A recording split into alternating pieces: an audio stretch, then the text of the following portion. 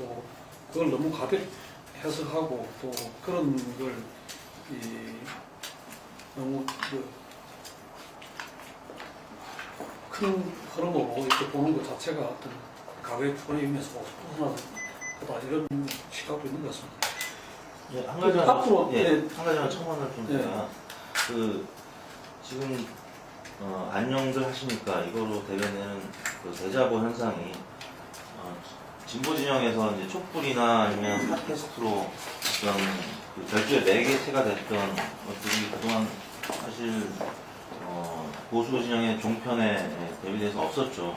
그런 차원에서는 특히 20대 정치 무관심 현상은 사실 너무 심할 정도로 최근 들어서 뭐 보수화된 경향이 있을 수는 있지만 너무 무관심해서 투표율조차도 떨어지고 인구도 주고 이런 문제는 진보 진영에서는 꽤 위기 상황이었었는데 그런 차원에서 어떻게 보면 야권에서는 그 비정상의 정상화로 가는 어떤 변수가 기회가 됐다고 보고요.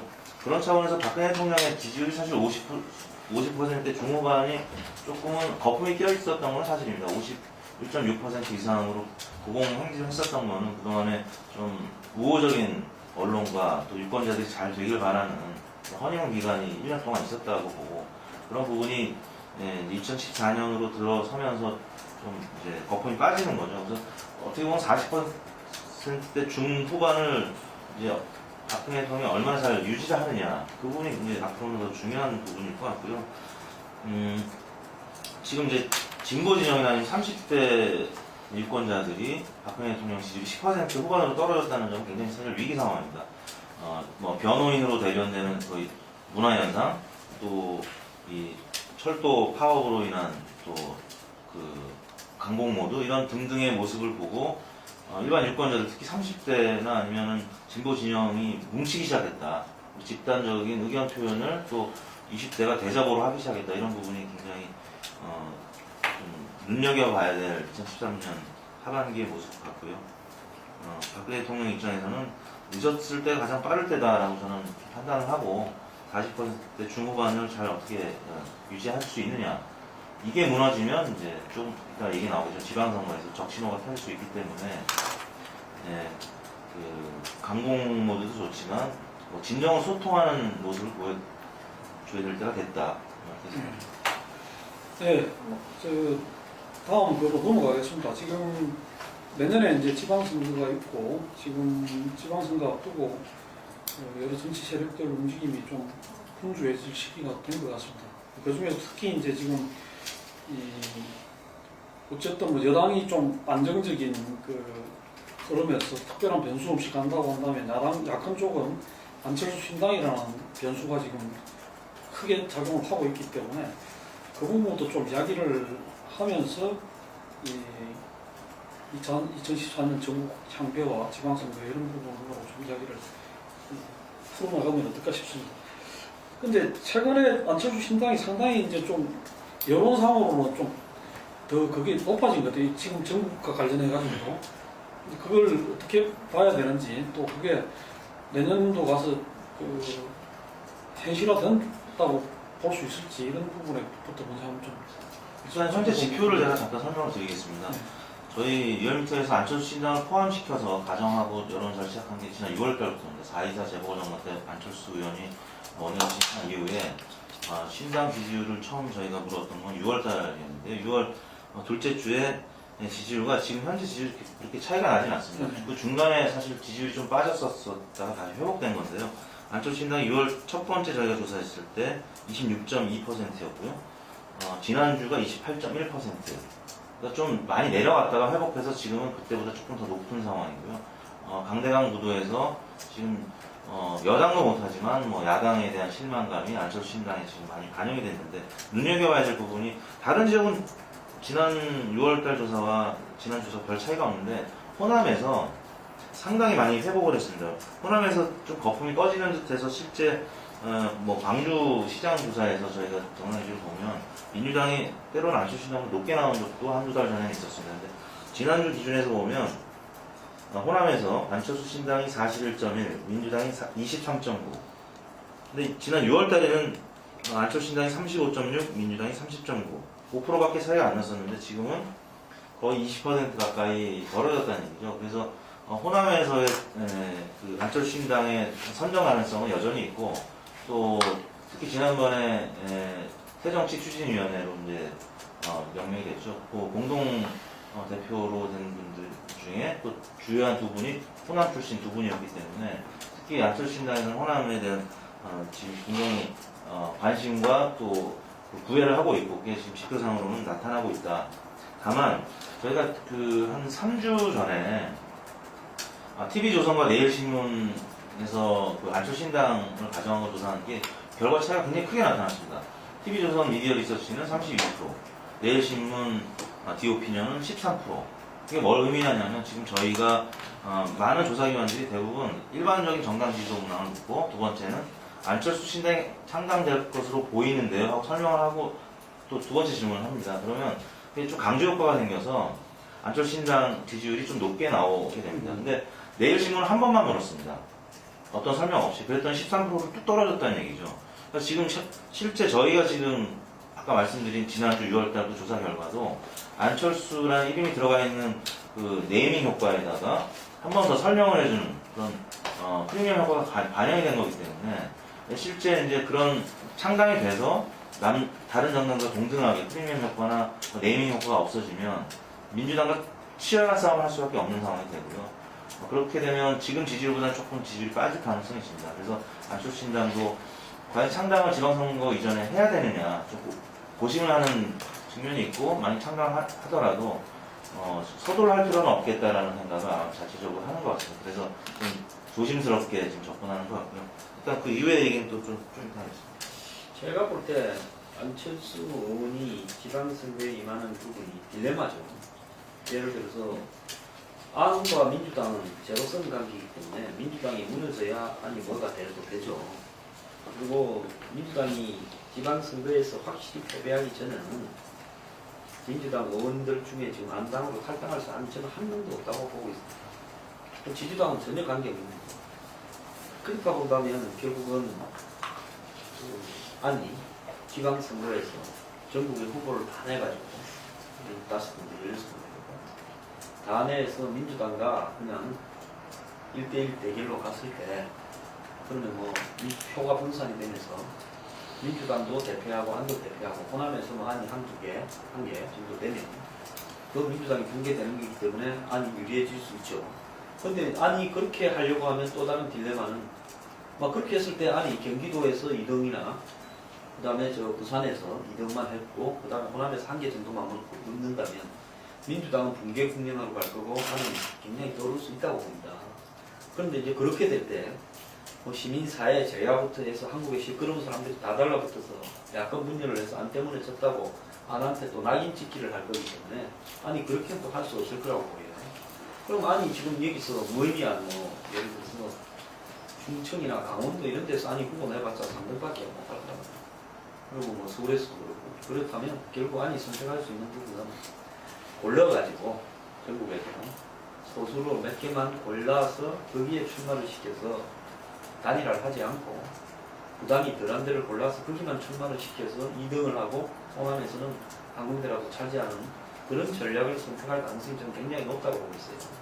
그래서 아니 경기도에 지금 민주당은 경기도에 현역 단체장이 없으니까 안쪽에 선점을 해서 후보를 먼저 내겠다고 하고 그 다음에 저기 부산에 아니 문재인의 또 아지트기도 하니까 결국 부산에 아니 후보를 내어서 했을 경우에 안쪽이 2등을 할 가능성이 좀 크다고 봅니다. 3자 대결에도. 그렇다면 상징적인 부분이 수도권과 만약에 부산에서 2등이 나왔다면 아는 앞으로 자기 정당에 이 미칠 상징적인 굉장히 큰 이미지, 수도권과 영남에서 통한다라는 걸 갖다 보여줄 수도 있고, 그 다음에 야권 분열을 했다라는 책임을 뭐 덮었을 부분도 별로 없다고 보고 있습니다. 그리고 이제 호남에서 아니 전북이나 광주에서 승리하지 않겠나, 전남은 좀 어려울 거라고 보고 농촌 지역이 많아서. 근데 이제 전북에서는 뭐 안이 만약에 후보를 유력한 사람을 내면 전동연 씨가 후보를 출마한다는 이런 이야기도 지금 돌고 있더라고요. 그래서 안쪽은 제가 볼 때 광주에서 집중을 할 거라고 봅니다. 광주가 이 호남의 가장 상징적인 지역이니까 아니 만약에 광주에서 승리를 한다면 민주당이 앞으로 굉장히 어려운 상황이 전개될 수 있다. 그래서 저는 안은 5군데 미만으로 골라서 핀포인트로 후보를 내서 그 상징적인 효과를 도모하려고 할 거다. 그리고 이제 안이 지금 가장 큰 딜레마는 내부가 굉장히 복잡한 것 같아요. 내부에서 합리하자부터 시작해서 지자체 이후로 미루자 또 뭐 이런저런 정치인, 중견 정치인들까지 이제 발세를 해놓으니까 어려운데 제가 볼 때 안이 제대로 정치를 하려면 다 뿌리치고 뭐 실행위원이고 추진위원이고 다 뿌리치고 안이 직접 10만 당비를 만드는 10만 짐승당원을 만들어서 정당에 참여하겠다는 10만 명이 모이는 날 당비를 낸 사람 10만 명이 모이는 날 참여하겠다고 선언하고 하는 것이 직접적인 정치를 하는 것이 가장 효율적이라고 봅니다. 그런데 안은 정치력이 좀 부족하고 솔직히 판단력이나 결단력이 부족하기 때문에 비효율적인데 굉장히 많은 시간을 낭비하면서 늪에 빠져들고 있다고. 이 부분은 안이 굉장히 참조해야 될 부분입니다. 저는 뭐 안철수 신당의 지지율은 뭐 지금 한쪽에서 보면은 괜찮은 편이다 이렇게 이제 평가를 이제 하고요. 대선 때 있었던 안철수 현상의 그 흐름 자체는 뭐 계속 이어지고 있다 그렇게 이제 봅니다. 그러니까 지금 전국 전체가 지금 여야 간에 새누리당하고 민주당의 강대강 구도로 지금 전개가 되고 있고, 그리고 여기서 사실은 뭐 안철수 신당의 어떤 존재감은 약간 지금 미미한, 거의 뭐 보이질 않는 이런 게 상황인데, 그럼에도 불구하고 지금 저렇게 이제 지지율이 계속 유지가 되고 있다는 거, 이거는 결국은 전국의 구도하고 표심 내는 지방선거의 어떤 구도하고는 별개로 갈 가능성이 이제 크다. 잠복해 있는 이제 표심이 선거에서는 이제 또 나타날 가능성이 상당히 있다. 저는 그렇게 이제 봅니다. 어떻게 보면은 지금 이 강대강 구도가 낳게 되는 어떤 어떤 부동층을 어떤 이제 안철수 신당이 이제 흡수할 가능성은 여전히 이제 열려 있다. 그렇게 보고 대선 때 나타났던 것처럼 이제 민주당을 신뢰하지 않은 불신을 갖는 야권 성향층하고 그리고 새누리당 지지층 가운데 일부를 또 이제 흡수를 하는 이런 그 흐름 자체는 계속 이어지고 있다 이렇게 이제 봅니다. 그래서 저는 아까 황 소장이 했던 것보다는 안철수 신당이 갖는 어떤 잠재력을 내는 지방선거로 봤을 때 더 조금 가능성을 좀 높이 보는 이제 편인데, 우선 아마 호남은 전체적으로는 안철수 신당 쪽으로 넘어갈 가능성이 크지 않겠는가 이제 그렇게 이제 봅니다. 뭐 광주는 뭐 거의 뭐 저는 그렇게 이제 보고 있고, 그리고 이제 전남북 같은 경우도 뭐 어떻게 될지 이제 모르는, 저는 호남은 전체적으로 안철수 신당 분위기 쪽으로 결국엔 최종적으로 가지 않겠는가 이렇게 보고, 그리고 뭐 이제 영남 쪽에도 뭐 상당히 이제 뭐 공을 들이겠다는 이제 그런 얘기고, 소홀히 하지 않게 있다는 얘기고, 그래서 아마 부산 정도는 한번 좀 승부를 또 걸 수도 있는 경우일 수 있지 않을까. 이제 서울시장, 아마 이제 서울 같은 경우는 이제 박원순 시장이 민주당으로 나가기 때문에 아마 결국은 정치적 판단이 따라야 될, 종합적으로 정치적 판단을 해야 될 지역이 될 거고, 그래서 만약에 뭐 안철수 서울하고 어떤 부산이 또 안철수 신당하고 뭐 민주당 사이에 뭐 연대 그런 의미가 아니라 어떤 뭐 자발적인 어떤 뭐 선택의 뭐 기회가 있다고 한다면은 뭐 여러 가지 가능성을 점쳐볼 수 있지 않을까. 그리고 다른 지역들 같은 경우 이제 새누리당이 이제 우세 지역, 여기서는 저는 대체로 안철수 신당이 민주당을 제치고 한 2위 정도, 그 정도 위치를 대체로 뭐 점하지 않겠는가. 뭐 그렇게 보면은 전국적으로 봤을 때, 이 호남을 중심으로 해서 전국적인 그 결과를 놓고 봤을 때 지방선거를 거치면서 민주당이 상당히 흔들리게 될 이런 가능성은 상당히 좀 크다 그렇게 이제 봅니다. 물론 이제 앞으로 이 안철수 얼굴들이 누가 더 등장을 할 거냐, 공천이 어떻게 될 거냐, 뭐 그런 거에 따라 상당히 가변적인 지지율이긴 하지만은 적어도 어떤 광역단체장의 어떤 공천에 있어서 그렇게 뭐 허튼 수를 두지는 않을 것 같다 하는 그런 좀 상식적인 판단을 좀 해볼 수가 있을 것 같고, 그래서 저는 좀 상당히 그 지방선거의 그 판 자체가 상당히 좀 파란을 좀 일으킬 수 있는 가능성은 열려 있다 봅니다. 다만 지금 아직까지도 좀 유동적으로 보이는 게, 진짜 이 창당의 어떤 그 속도를 어떻게 할 것인지, 일단 지방선거 전에 창당을 정식으로 할 건지 아니면 창당 준비위원회 정도 하고서 그 뒤로 정식 창당을 넘길 것인지, 아마 그거에 대해서는 안철수 이제 의원도 계속 뭐 고민을 계속 이제 하고 있고 내부적으로 아직 최종적으로 정리가 되지 않은 것 같은데, 저는 그거는 당연히 창당을 하고 지방선거를 임해야 된다 저는 이렇게 봐요. 그러니까 적어도 지금의 어떤 그 흐름을 계속 놓치지 않고서 지방선거에서 약진을 하고 판 자체를 흔들기 위해서는 당연히 창당을 하고 지방선거에 적극적으로 대처를 이제 해야지, 계속 좌고 우면하고 너무 안전 우선주의로 그렇게 이제 간다고 했을 때 지금 지지율이 뭐 언제까지 뭐 보장 유지가 된다는 보장은 아무데도 없는 거고, 결국은 그러다가 지난 대선 때도 사실은 그렇게 조심스러운 행보를 이어가다가 결국 문재인 후보한테 뒤집혀버린, 잡아먹힌 이런 결과가 있었기 때문에 그 전철을 밟아서는 안 될 것 같다. 하려면은 지방선거에 이제 승부를 거는 식으로 창당하고서 선거를 치러야 된다. 어떻게 보십니까? 창당을 하는 거하고 창당을 안 하는 거하고 지지율이나 어떤 그거에 선거 결과에 상당한 영향을 미치리라고 보십니까? 어떻습니까?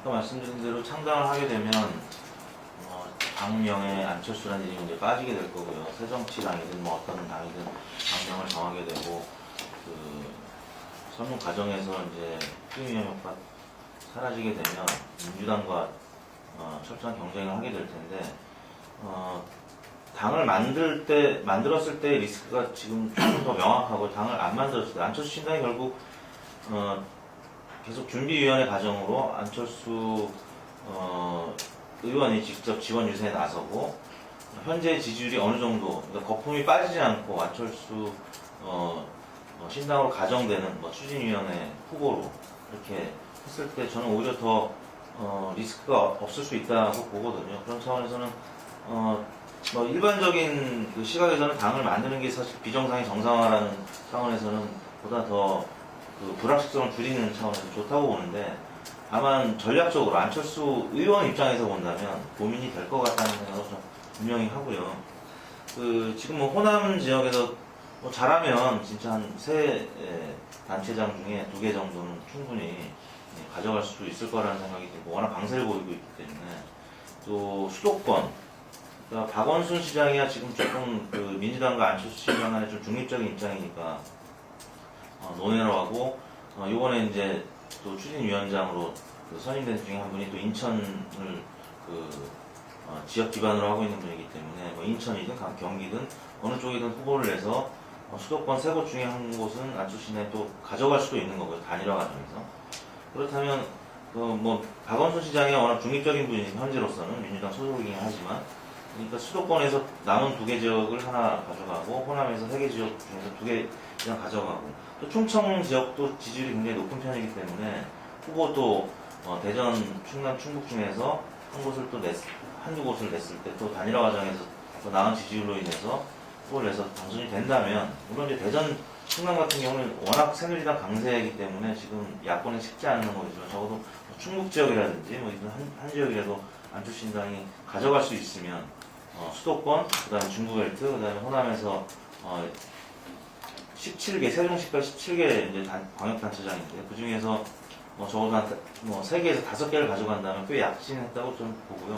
민주당이 굉장히 그 이후에 2년 후에 있을 총선 과정에서 굉장히 의원들의 이탈 가능성이 커지게 되고, 그렇다면 그때 당을 만들어서 본격적으로 총선, 대선에 임할 수 있을 거라고 보는데요.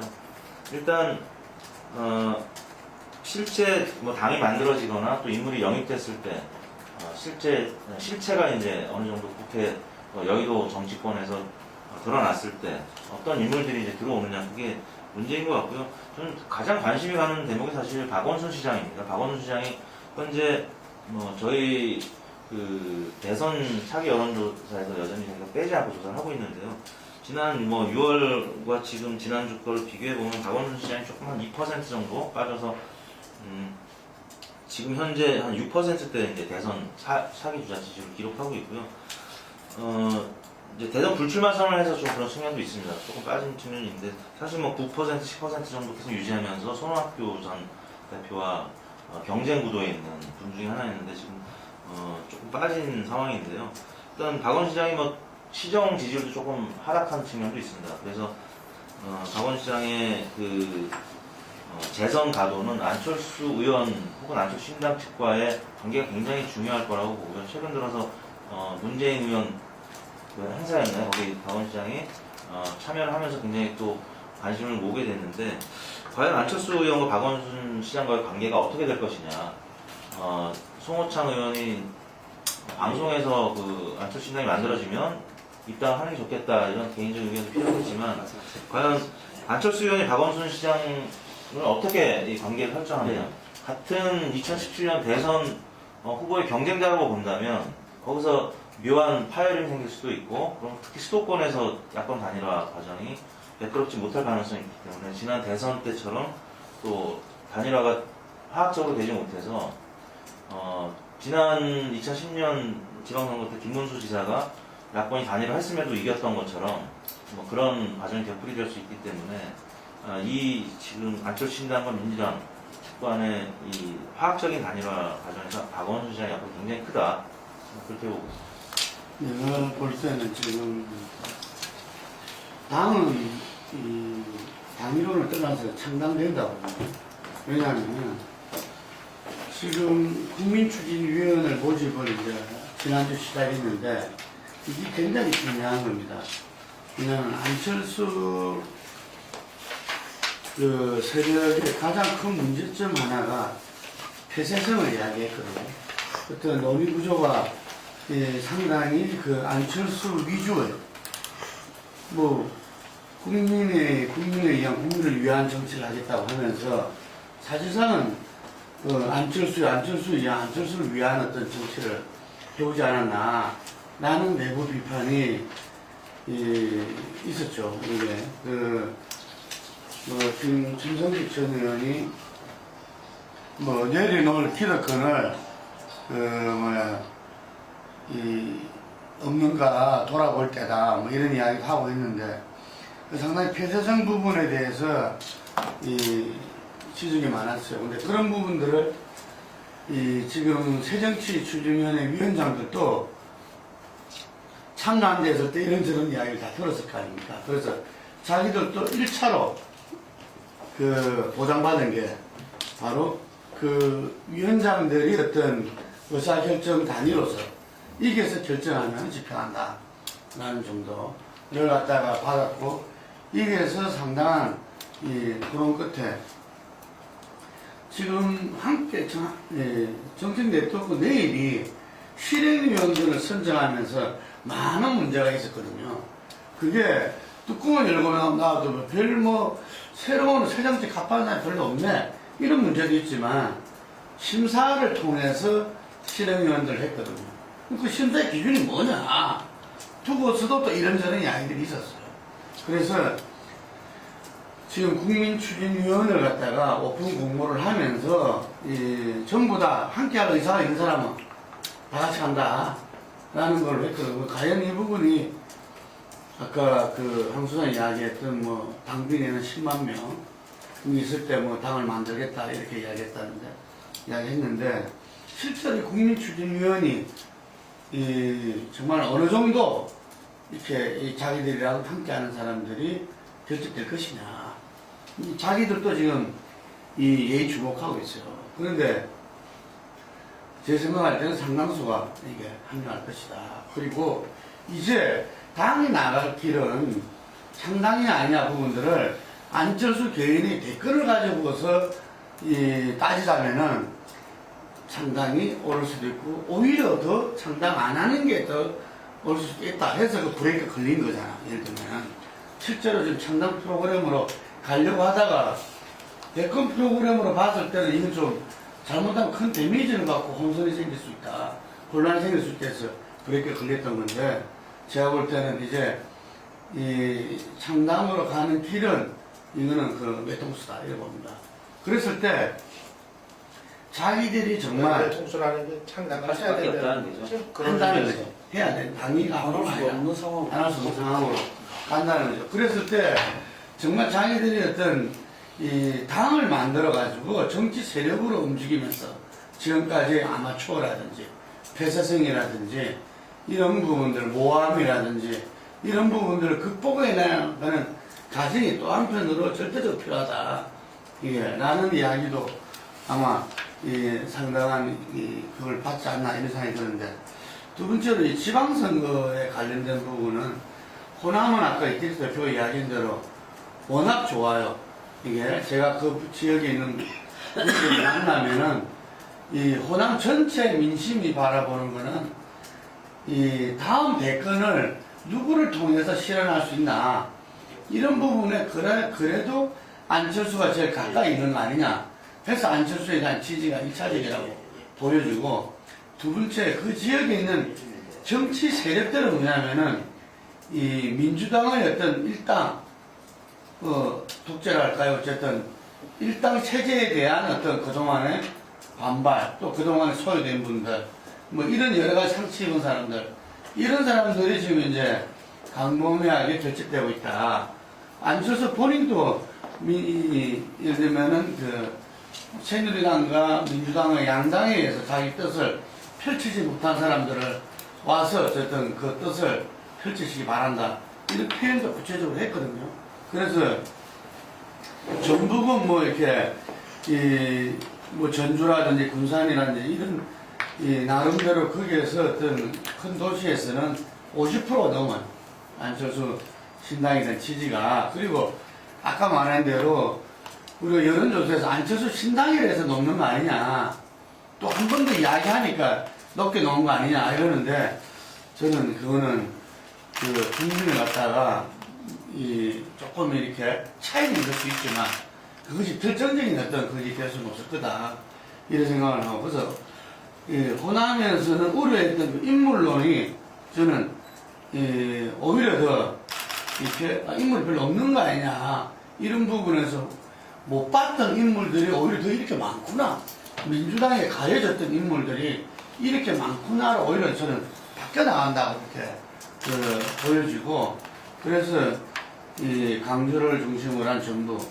이 전남 같은 경우에서도 뭐 박지원 의원 같은 경우도 당을 지키기 위해 자기 출마 의사도 있을 수 있다, 뭐 이런 이야기 하는데, 그거는 전남도 전체적인 흐름상 어떻게 될지는 모르겠어요. 이게 어쨌든 호남에서 안철수의 선전은 분명한 것이고, 영남에서 같은 경우도 지난번에 경남도지사 때 그 김두관 지사가 탈당하고 무소속 연대로서 어떤 후보단일화를 이뤄냈던 뭐 이런 방식으로도 갈 수 있는 거 아니냐, TK 지역에서는.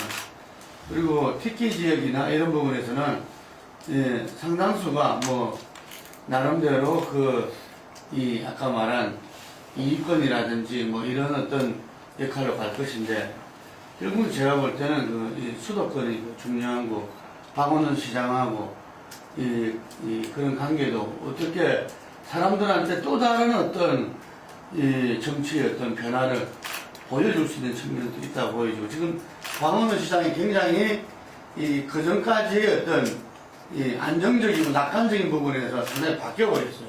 예를 들면, 그래서 어떤 면에서 굉장히 초조하기도 하고 뭐 이런 상황으로 모두로 바뀌었다 그러는데, 그런 부분에서 어떤 변화가 절실하게 오되고 있다, 이런 부분. 경기도 같은 경우에서 뭐 새누리당 쪽에서는 김문수 시장 지사한테 계속적으로 설득하고 있다.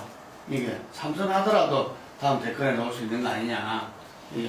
왜냐하면은 금방 이야기한 대로 저는 안철수 신당 측에서 뭐라고 하냐면은 야권 연대와 후보 단일화는 기본적으로 없다. 그렇지만 그 당시에 어떤 전개된 상황에서 판단한다, 이런 건데, 어떤 측면에서는 자기들은 일당도 할 수 있다고 보는 거죠.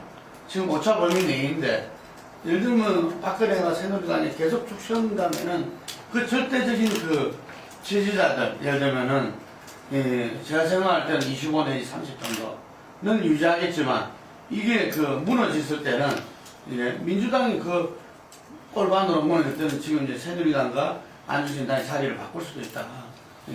뭐 그런 상황도 예측될 수 있기 때문에 새누리당이 그 정도 지금 이제 후보에 있어서 굉장히 올인 카드를 갖다가 지금 처리를 하고 예상을 합니다. 그래서 지금 왜 이렇게 초강경을 쓰느냐 이런 부분에서 선거를 두려워하지 않고 있다. 박근혜가 자기 선거는 끝났고 그 다음에 이 중간평가인 지방선거도 여러 가지에서 지금까지 온 보고라든지 판단으로는 상당한 낙관론에 빠져 있는 거 아닌가. 그래서 그런데 이것은 내년 봄의 어떤 이 새로운 어떤 이 경기 악화와 함께 저는 이 중산층 특히 자영업자층의 어떤 이 반란이 시작됐을 때는 이 새누리당도 상당히 혼미 상태에 들어갈 가능성이 크고 바로 그것은 이 조기 전제를 통해서 엄청난 세월의 바람으로 갈 수도 있다. 지금은 전부 다 예를 들면은 그 지방선거 이 재보선 끝나고 나서 전당대를 이야기하는 게 대세지만 이게 지금 혼란에 빠지게 되면 언제든지 조기 전제는 올라올 수 있고 이 당심을 장악할 수 있다. 여러분.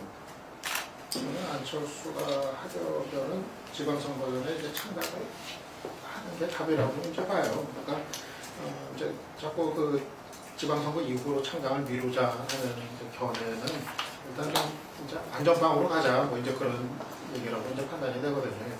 그러니까 차기 대선을 우선시 하고 뭐 지금 제일 앞서 있는데 뭐하러 모험을 하냐, 뭐하러 승부를 거느냐, 안전한 길을 가자 이렇게 모르는데, 근데 그거는 뭐 아까 얘기처럼 뭐 그러다가 민주당한테 한번 잡아먹힐 경우도 있고 그래서 그 책임 있는 정치 세력이라면은 뭐 당연히 그 전에 창당을 해서 정말 제대로 정치 행위를 하면서 그거로 평가를 받고 그러면서 자기 어떤 힘을 키워나가는 그런 게 이제 정상적인 과정이라고 이제 생각을 하고요.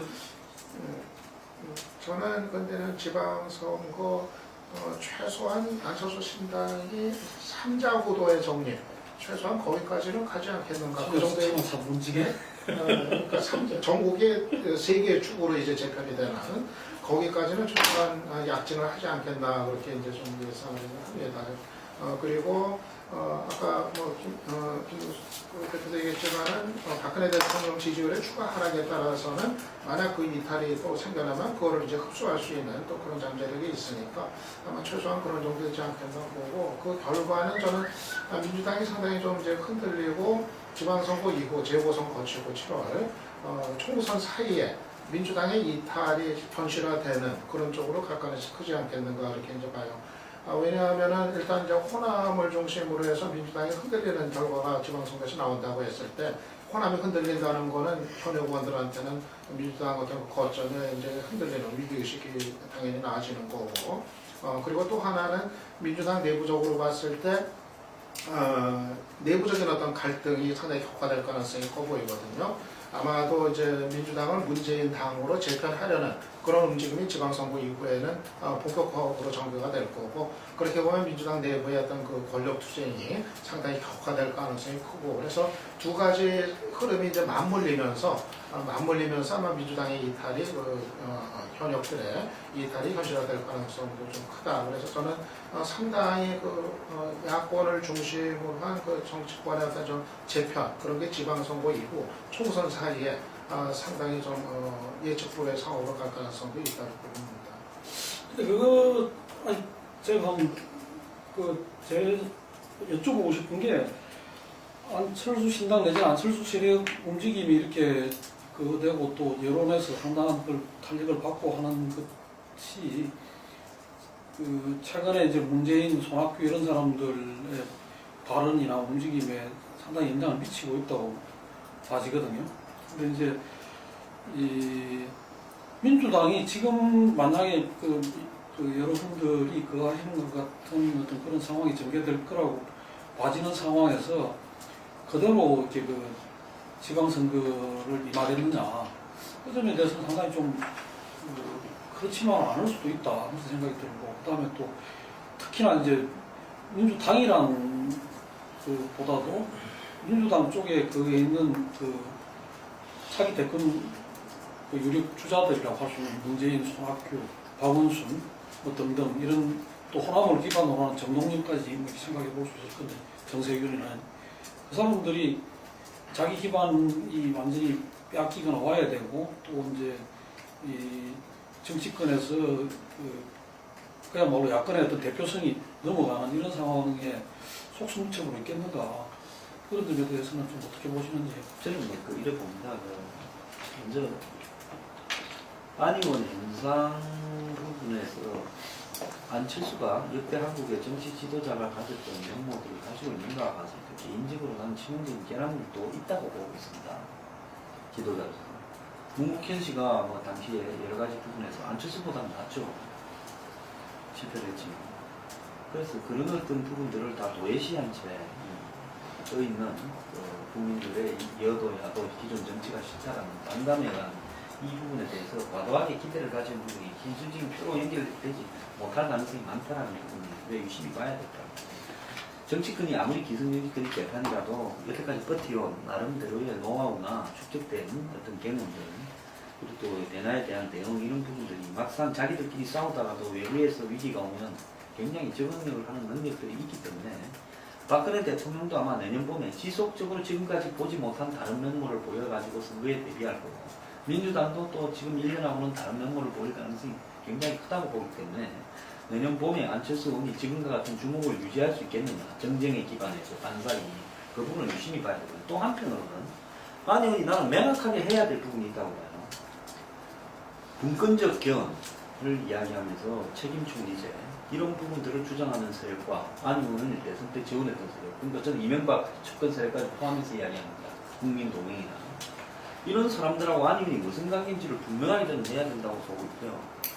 대한민국에는 저는 이 대기업이나 기득권의 세력이 굉장히 크기 때문에 또 다른 보수 진영에서 일부에서는 종북 세력의 힘도 크기 때문에 분권적 개헌이 되었을 때 대한민국 사회는 굉장히 기득권의 손아귀에 놀아날 가능성이 많다. 결국 중심 권력이 없어졌을 때 대통령이 느끼는 폐해만큼 더 심각한 부분이 분산된 권력이 국가를 갖다가 기득권에 의해서 놀아나게 만들 가능성이 크다라는 부분에서 아니요 이 부분에 입장은 저는 분명히 해야 됩니다. 이명박과 먼 관계인가 아시고 그래서 이런 부분들에 있어서 나 아직도 확신하고 있어요 100%.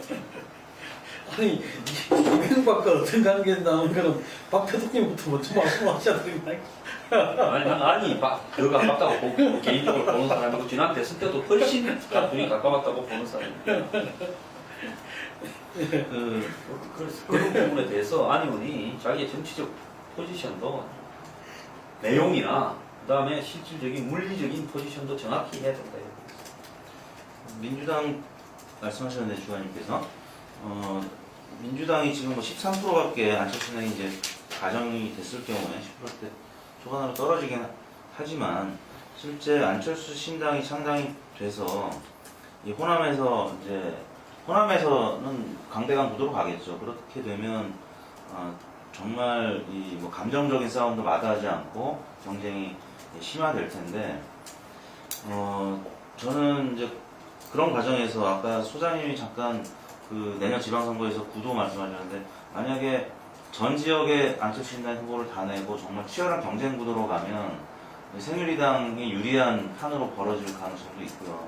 반면에 전략적으로 양당이 물밑에서 뭐 조율이 뭐 있고 그런 차원에서 강대강 구도로 가지 않고 어느 정도 서로 포용하는 관계로 야권 단일화 과정이 이루어지면 좀 꽤 승산이 있고 내년 그 후년에 있는 총선이나 그 다음에 있는 대선까지도 가능성을 보여줄 텐데 만약에 사실 강대강 구도로 가게 되면 특히 호남에서 이제 그럴 경우에 민주당이 사실 뭐 선거를 한두 번 치른 조직이 아니고 제가 볼 때는 민주당 지지율도 꽤 회복이 될 거라고 봅니다. 그리고 안철수 신당의 지금 현재 지지율은 분명히 저는 거품이 있다고 보고요.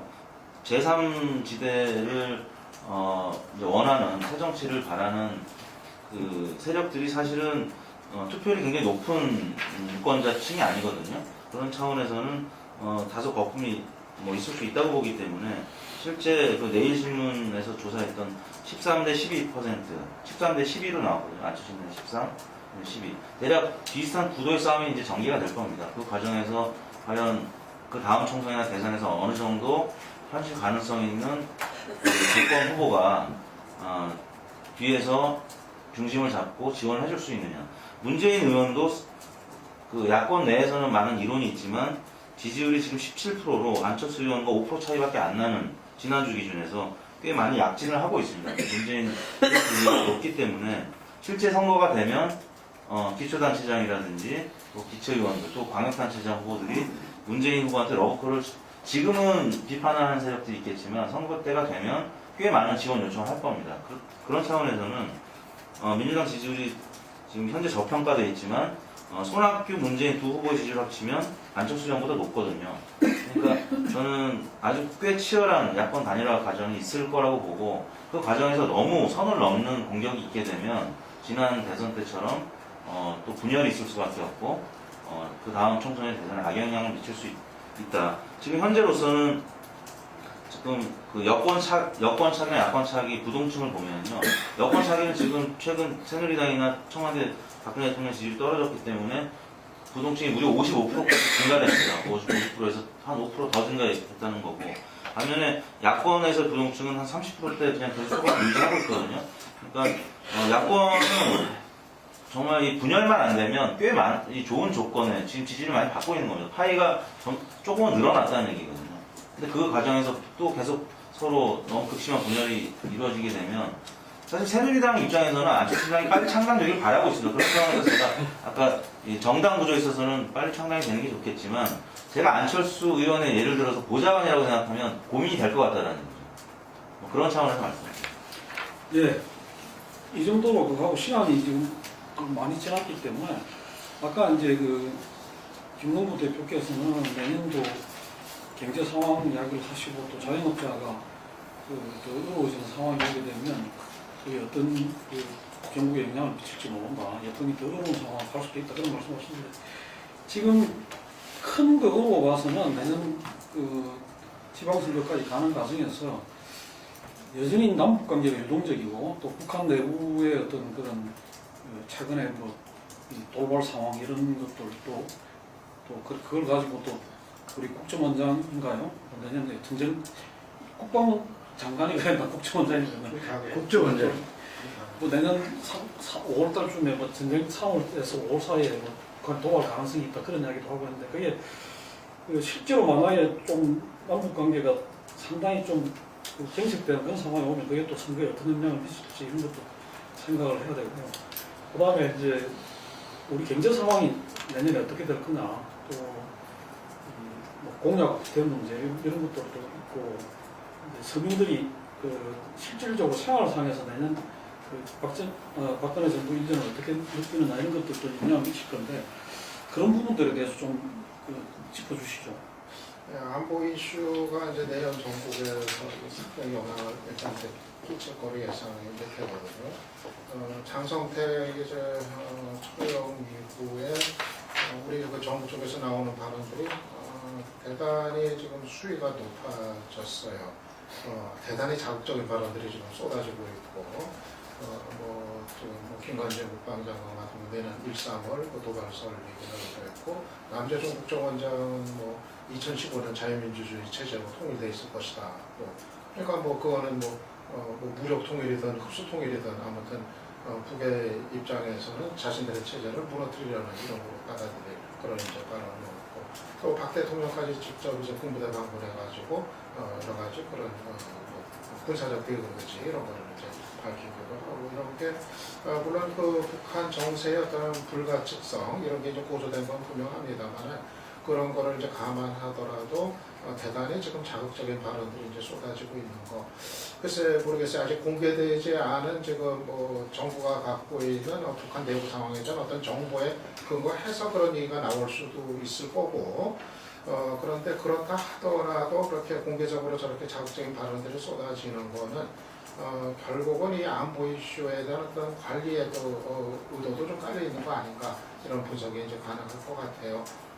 이 남북 간의 어떤 그 위기의식을 일정하게 계속 이제 유지를 하면서 이 안보 이슈를 내년 상반기 정부, 지방선거를 앞둔 상반기 정부에서 계속 관리해 나가겠다는 이런 의미로도 충분히 받아들여질 수 있는 거기 때문에 그런 해석이 가능할 것 같고 그런데 과연 이 정말 어떤 남북 간의 충돌이 있는 상황까지 불행하게 간다면은 그건 또 다른 이제 상황이 되겠지만은 그렇지 않은 상황 속에서 안보 이슈 관리라는 것이 과연 내년 정부 특히 그 선거에 어느 만큼 효과를 거둘 수가 있겠는가 이거는 또 여전히 일시적으로는 다른 그 정치적 갈등 사안들을 돕는 효과가 있겠지만은 과거의 경험 놓고 봤을 때는 그거는 제한적일 수밖에 없지 않겠는가. 예, 구체적으로 이 대통령 지지율에 뭐 직접적인 어떤 그 효과를 거두기는 어렵지 않겠는가 저는 그렇게 좀 봅니다. 북한의 급변 사태에 대해서는 우리 국민들이 여론조사를 최근에 했을 때 저희가 3년 전에 비슷한 조사를 했었는데 그다지 변화가 없더라고요. 일반 국민들은 북한의 급변 사태에 대해서 급변 사태가 일어날 가능성이 크다고 보는 의견이 3년 전에 28%였는데 이번에는 31%로 큰 차이는 없었습니다. 그리고 다만 이 사안이 장성택 처형 숙청 사건이 국정원에 대한 평가, 저희가 뭐 주요 권력기관들에 대한 또 평가를 비정기적으로 하고 있는데 국정원에 대해서는 부정적인 평가가 긍정적인 평가보다 항상 많았었습니다. 장성택 숙청 이후에 그 정보를 이제 국회 정보위원회 제공이 했던 그런 사안에 대해서 평가를 해서 그런 이제 결과가 긍정평가가 이제 부정평가를 상회하는 그런 국정원 이 개혁 드라이브의 축구는 야권 입장에서는 걸림돌이 됐던 변수가 이제 장성택 변수였었고요. 집권 1년차 박근혜 대통령 입장에서는 북한 변수가 항상 지지율을 견고하게 해주는 변수였는데 향후에 일반 국민들이 보는 것처럼 실제 뭐 내년 그 1, 4분기에 어떤 북한의 도발이 연평도 같은 도발이 있을지는 두고 봐야 되겠지만 오히려 뭐 그런 긴장 관계가 더 이제 조성이 됐을 경우에 리스크 관리를 얼마나 잘하느냐. 지금까지는 뭐 MB 정부 때는 사실 잘 못해왔기 때문에 오히려 이제 악재로 작용했던 측면이 있는데 박근혜 대통령이 어제였나요? 그제 공부대 방문하면서 일단 조치 후 보고를 강조했던 것처럼 워낙 그 박근혜 대통령의 모두가 이제 강공 모드이기 때문에 김정은 입장에서도 쉽게 도발할 수 있겠느냐. 그리고 또 중국을 의식해서 중국과의 관계도 또 중요하기 때문에 그래서 북한 변수가 향후에 어떻게 전개될지는 뭐 김정은에 따라 이제 다를 수밖에 없는 건데 지금 상황에서는 국정원이 지금 뭐 예측하는 대로 어떤 돌발 변수가 있겠느냐. 물론 위협 요인은 가할 수 있겠지만 연평도 같은 도발은 쉽지 않을 것 같다는 생각이 좀 들고요. 경제 민주화나 뭐 복지 혜택 논란이 이제 계속 또 내년에 이슈가 될 것 같은데 일단 저희가 최근 조사에 있어서도 박근혜 대통령이 공약을 내세운 것 중에 잘 이행되지 않아서 좀 실망스러운 부분 중에 상위권이 대학 등록금 부담, 대학 등록금 반값 등록금을 약속했는데 지키지 않았던 그래서 실제 뭐 최근에 뭐 대자보 이 현상에서 나타났듯이 자기가 대학생 때 이제 등록금을 이제 은행권에서 대출을 받아서 아직도 못 갚은 대학생들이 앞에 나와서 얘기도 하고 이런 부분들이 20대뿐만 아니라 30대한테도 계속 영향을 미치는 요인이기 때문에 반값 등록금이라든지 또 이런 건강보험 문제 뭐 등등 이런 부분에 있어서는 굉장히 유권자들이 관심을 갖고 이제 보기 때문에 기초양금까지는 모르겠는데 계속적으로 뭔가 후발 이 공약들이 지켜지지 못하고 만약에 폐기되는 현상을 이제 유권자들이 보게 된다면 그래도 소극적인 지지를 보냈던 유권자들도 떨어져 나갈 가능성이 있다는 점에서는 우려스러운 상황이고요. 또 다른 한편으로는 아까 비정상의 정상화 얘기 나왔지만 또 4대 사회학 근절에 대해서도 유권자들은 굉장히 또 기대를 하고 있어요. 그게 사실 대학 등록금 문제보다 더 많은 포션을 차지한 1위로 나타났거든요. 그러니까 박근혜 대통령한테 원하는 부분이 보수 진영에서 원하는 부분도 분명히 있고 또 진보 진영에서 원하는 부분도 있기 때문에 그런 부분들을 얼마나 잘 조율을 해서 100% 대통령이 되느냐 집권 2년차의 큰 숙제라고 생각합니다. 제가 볼 때는 지금 미국에서도 오바마가 4월달에 와요. 지금 북한이 남한 내부를 생각한다면 내년 조용히 있어야죠. 3월 때까지.